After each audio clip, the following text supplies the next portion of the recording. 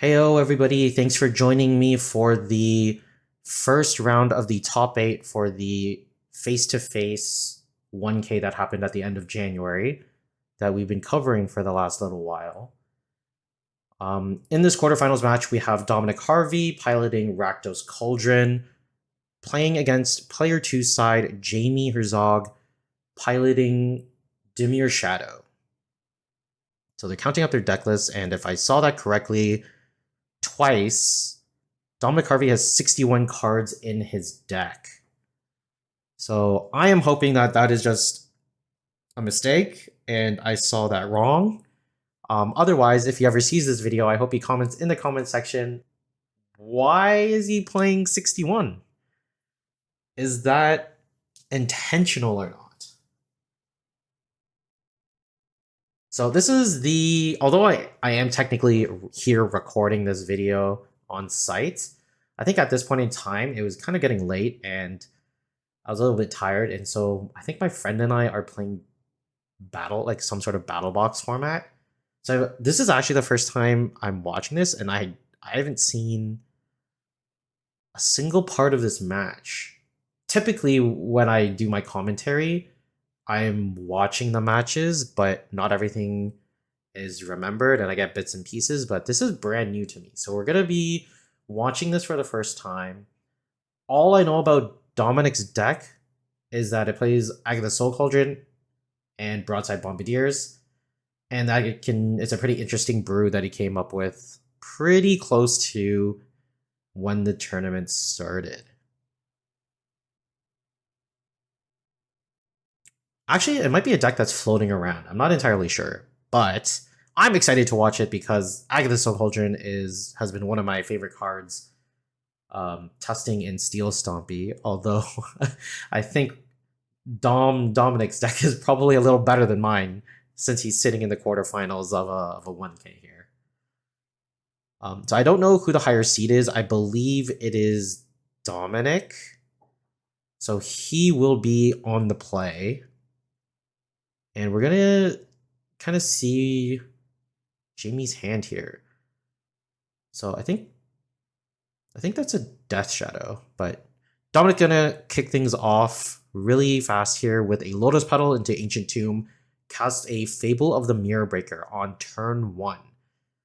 Does Jaime have a Force of Will? He does not. This Fable is going to resolve. Dominic goes down to 18, puts a Goblin Shaman into play, and passes the turn to Jaime. Jaime gonna draw for his turn, finds a Wasteland off the top. Alright, so Jaime going to finally settle on playing Flooded Strand and cracking the Flooded Strand to find a Watery Grave and shocking it in. This is probably firing in Dom's mind on all cylinders that Jaime is on a Death Shadow list. Very rarely will you find Watery Graves in any other deck. This is a Comp REL tournament, so everything must be real. Whether or not someone might be under budget constraints or restraints is a real possibility here. But we all know from the last event, if you haven't seen it, I'll put like a card that you can click and it'll take you to the playlist. We all know that Jaime was playing this in the last event that we covered, so we know that the Water Grave is absolutely intentional. So Water Grave is going to come in untapped. Dominic just going to pass straight to Dominic. Dominic going to Rummage, going to pitch a Pithing Needle and a Broadside Bombardiers to the graveyard to draw 2 cards from the Fable of the Mirror Breaker. So he finds Rakdos Cauldron, finds an Urza's Saga as well. Looks like he's going to try to go to combat, and before attackers are declared, Jaime is going to snuff out the Goblin Shaman. Dominic going to go to the second main phase, play Urza's Saga Return, going to pay 2 life, Ancient Tomb, and cast an Rakdos Cauldron. So Dominic should be at 16 to Jaime's 13. Going to pass the turn back to Jaime. So I think the reason why Jaime was deep in the tank about which land to play at the beginning was whether or not he wanted to remove the Ancient Tomb from Dominic with that Wasteland that he drew for his turn. But he opted not to do it, and he kind of got a little bit rewarded here because now he has a target for the Urza Saga. And I think he also does have a second Wasteland in hand as well. But it looks like he's just going to go do Wasteland and then pass the turn. During the end step, Dominic going to activate the Agatha Soul Cauldron to remove the Snuff out and draw for his turn, finds a Great Furnace, and then going to flip the Fable into Reflection of Kiki-Jiki. So the good thing about Agatha's Soul Cauldron is that it does act like a main, like a really good Unlicensed Hearse. Unlicensed Hearse is usually or typically a sideboard card. If it's a main game piece in Dominic's deck, then it's a really decent form of main board graveyard hate. Okay, so Dominic going to play Great Furnace and then try to cast a Fable of the Mirror Breaker here. It's going to get dazed from Jaime. Dominic in hand has Agatha Soul Cauldron and another Broadside Bombardiers. Jaime going to draw. Goes to crack another Flooded Strand. And looks like he's shocking again because he's dropping himself down to 10 life. So going to find another Watery Grave. Going to play it tapped, and there's a Death Shadow from Jaime. So Fable or Reflection of Kiki-Jiki, it's not much it can do here. Although the Agatha Soul Cauldron is doing really well. So what I was saying before as a main form of graveyard hate is I think there's a Murktide Regent in Jaime's hand. Yeah, there it is. There's a Murktide Regent in Jaime's hand. And the Agatha Soul Cauldron is actually doing a very good job at keeping the Murktide from landing here. Although Jaime has been dazing himself.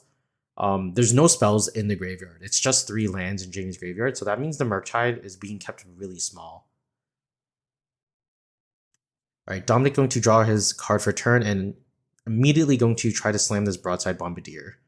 I wonder if he has another source of mana to activate this Reflection. Looks like he doesn't. Going to go into combat and attack with the Broadside Bombardier. So Broadside does have Menace and Haste, so the Death Shadow can't really block here.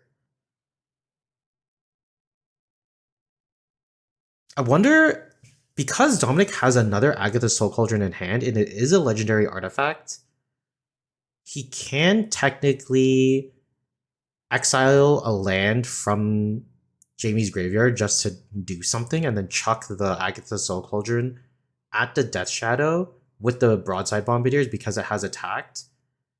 It has, I think the keyword is raid. So as long as it's attacked, you can use its ability. So when it attacks, you can sacrifice any artifact or creature, or other artifact or creature. It cannot sacrifice itself. And it can deal damage equal to the mana value of the sacrificed card, +2.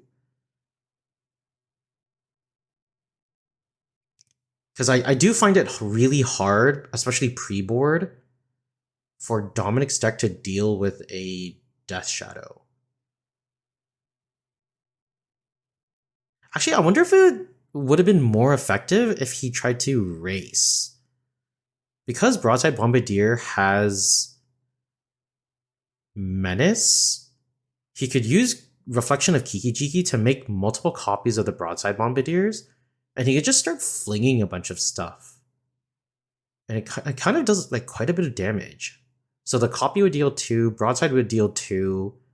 He can chuck the Agatha Soul Cauldron for another 4, and then he can chuck the Great Furnace or the Reflection of Kiki-Jiki for another 2 or another 3.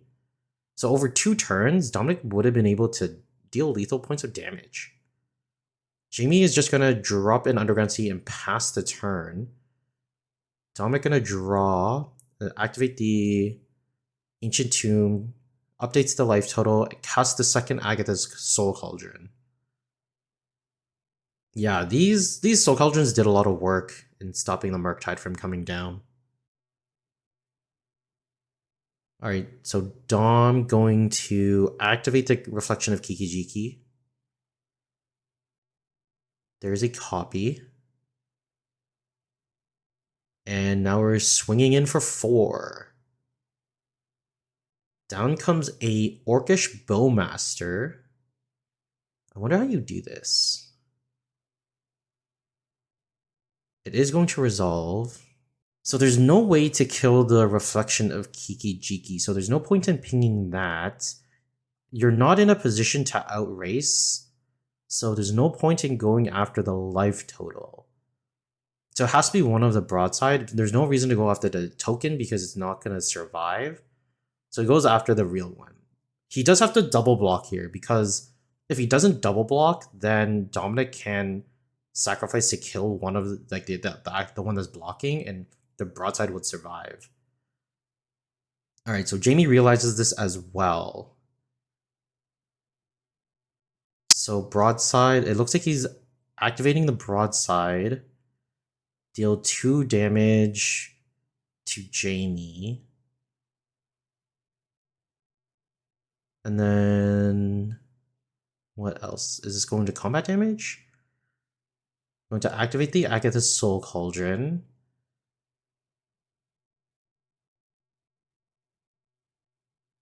Activates the Rakdos Cauldron, eats his own broadside bombardier. The bombardier, the reflection of Kikijiki becomes a bombardier. Wow. So the reflection becomes a copy of the bombardier, but I think he could just activate the copy to sacrifice the one that was getting blocked. Alright, so that is Dominic taking it over Jaime in game number 1. We are starting game number 2 here. Dominic Harvey up 1 game with Rakdos Cauldron over Jaime playing Dimir Shadow. So Dominic winning in spectacular fashion last game. If you didn't catch the end of it, he used Rakdos Cauldron, turned his broadside bombardiers into, or turned his Fable into another broadside bombardiers and just kept flinging a bunch of stuff to kill Jaime. So here we are. Let's see if Jaime can crawl back in game number 2. He is down and needs to win 2 games in a row here. So he starts off with a basic island into Ponder, looking at Grief, Reanimate, Polluted Delta.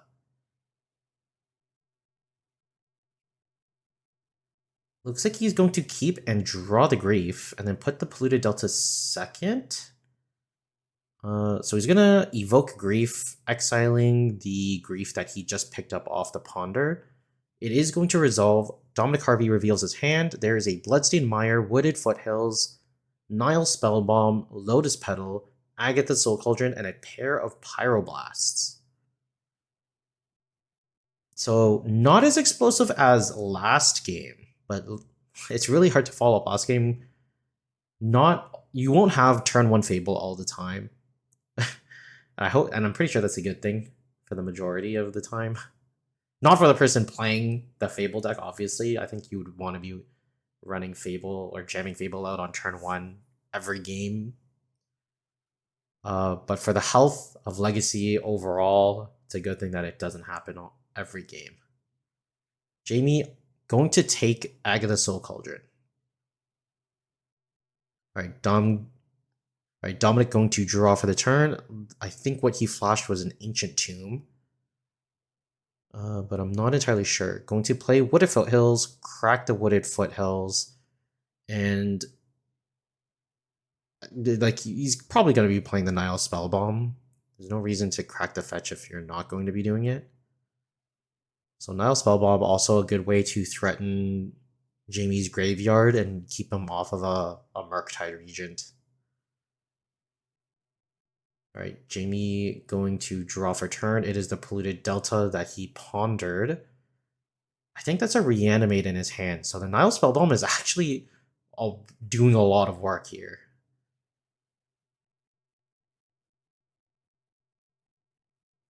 Alright, so Jaime going to crack the Polluted Delta, find a Watery Grave, drops himself down to 17. And he now has 1 mana to use the Reanimate. But if he does use the Reanimate, then Dominic is just going to crack the Nile Spellbomb.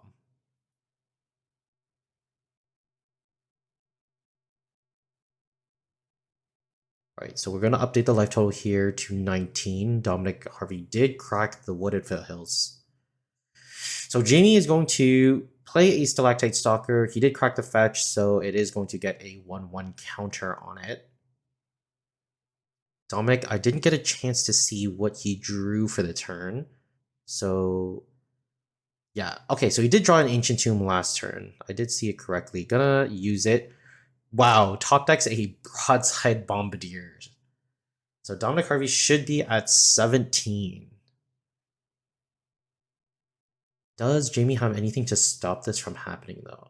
I think he has a Dress Down, a Reanimate, and I'm not sure what that last card is. So, okay, so Dominic is going to go into combat, swing for 2 with the Broadside Bombardier. Jaime just going to take the 2. There, it does have, again, it does have Menace, so hard to block. Looks like he's going to fling the Lotus Petal at the Stalactite Stalker before it grows any bigger. And then passes a turn. Jaime going to draw, finds a Brazen Borrower. This is a tough position here. So there's Brazen Borrower, Dress Down, Reanimate, I think. And I think that's a Death Shadow in his hand. When it comes to Jaime's deck and unknown cards, I'm always going to assume that it's the Death Shadow. I'm not used to the artwork that he has.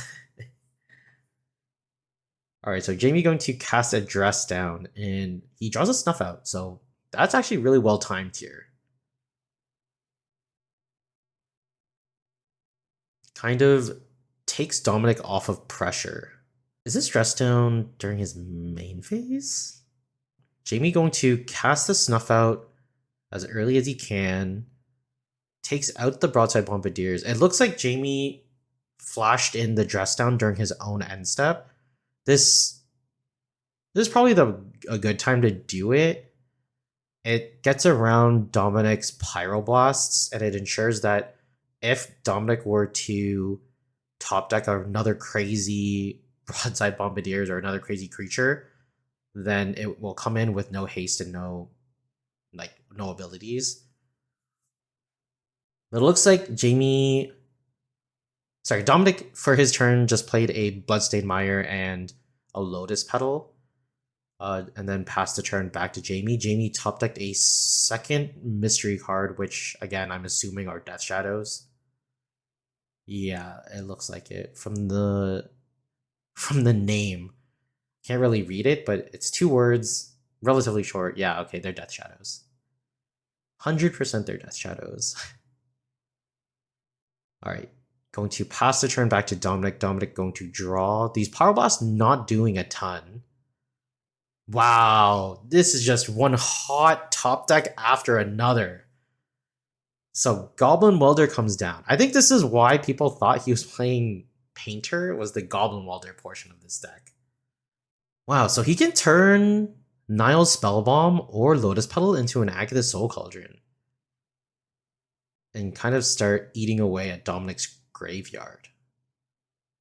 He can also turn the Goblin Welder into a Broadside Bombardier. Wow, Rakdos Soul Cauldron is so crazy. All right, Jaime going to try to reanimate target the Broadside Bombardier.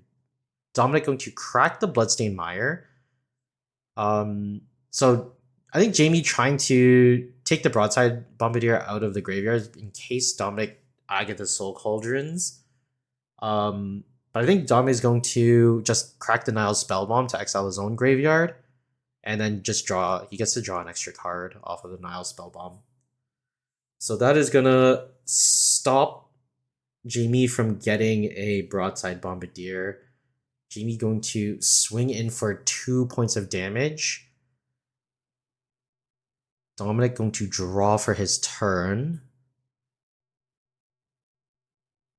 Yeah, I kind of like the play of Niles. Wow, there is a Goblin Engineer. Wow. Okay, yeah. So I kind of like the play of Nile Spellbombing yourself. It's there to kind of keep the opponent's graveyard under control if they try to cast a Murktide, but because Dominic has double Pyroblast, he has very clean answers to Murktide Regent.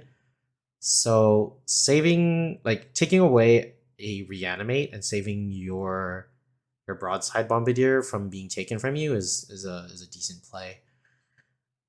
An even better play is Goblin Engineer finding a Chaos Defiler, which now Goblin Welder does not have Summoning Sickness. So he can Chaos Defiler. So wow, and there's a Walking Ballista. Wow, it is just one card after another in this deck. In the hands of Dominic Harvey, there's a lot that can happen here. So this Lotus Petal or the Walking Ballista can turn into Chaos Defiler. So when Chaos Defiler enters the battlefield or leaves the battlefield, choose an opponent at random. There's only one because it is a commander card. And then for those opponents, you choose a non-land permanent and then you destroy it. So when it enters, so if Dominic welders the petal into a Chaos Defiler, he can blow up the Death Shadow. And then he can welder it away to get the Lotus Petal back and then blow up something else. So as long as this welder survives, this Chaos Defiler is doing mad work. But he's not going to do it now. Passes the turn to Jaime. Jaime draws, and he drew a Hydroblast for the turn. So this is one turn too late. If the Hydroblast was just there like last turn, then the Goblin Engineer wouldn't have landed, and Jaime wouldn't be in such a dire situation. Even if you were to fire off the Hydroblast, like what would you even target? Like right now would probably be the best time because Dominic doesn't really have any other artifacts other than the Walking Ballista to welder away. So he would need to crack the Lotus Petal to counter the Hydroblast. But at that point, it's like, do you even counter the Hydroblast? Like the only two targets are the Welder or the Engineer. Obviously, you're going to pick Welder over Engineer because the most powerful part about Engineer has already been done. It's the artifact tutor into the graveyard, and then it just becomes a weaker Welder. So obviously, if you're going to Hydroblast, you have to Hydroblast the Welder. If you do it to the Welder, then the Welder still does its thing and turns either the Ballista or the Lotus Petal into the Chaos Defiler and blows up your Death Shadow. This is not looking good for Jaime like at all. If there's a chess advantage and disadvantage meter, it would be maximized in Dominic Harvey's side. The good thing is if this Chaos Defiler doesn't stick or can't get into the battlefield, Dominic doesn't have a lot of power. Like, it's just a bunch of 1-power things. Okay, so the Death Shadow is going to come in for 2 damage. Jaime is still at 11, so it's only a 2-2. Dominic just going to take it, go down to 12. Sorry, go down to 10. Yeah, this is a pretty tough situation, especially because Jaime had to burn the dress down.